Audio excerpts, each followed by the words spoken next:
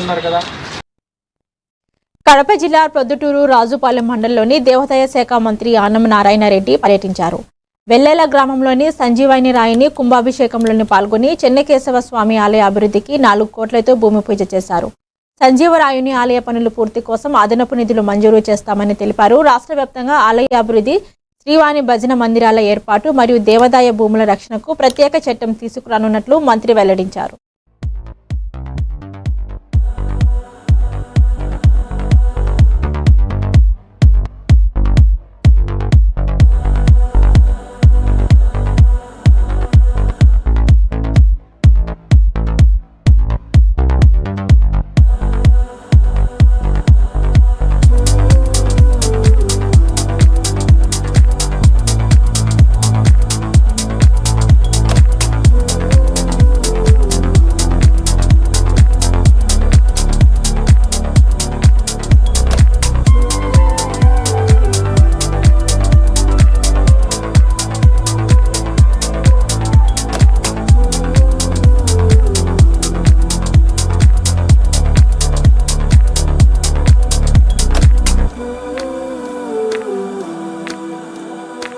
ఈ ఆలయ నిర్మాణానికి ఏదైతే ఆంజనేయ స్వామి ఆలయం ఉందో ఆలయ నిర్మాణానికి ఇప్పటికే దాదాపు 3 కోట్ల రూపాయల పైన 3.5 కోట్ల రూపాయలు ఖర్చు చేయడం జరిగింది. చెన్నకేశవ స్వామి ఆలయం నిర్మాణానికి మరొక 4 కోట్ల రూపాయల నిధులు కావాలంటే దాన్ని కూడా మంజూరు చేశాం.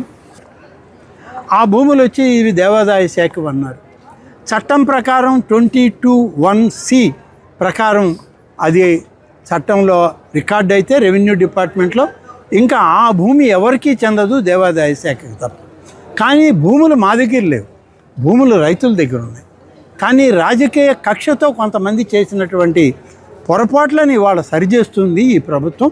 అంతే తప్ప మా భూములు అన్యాక్రాంతం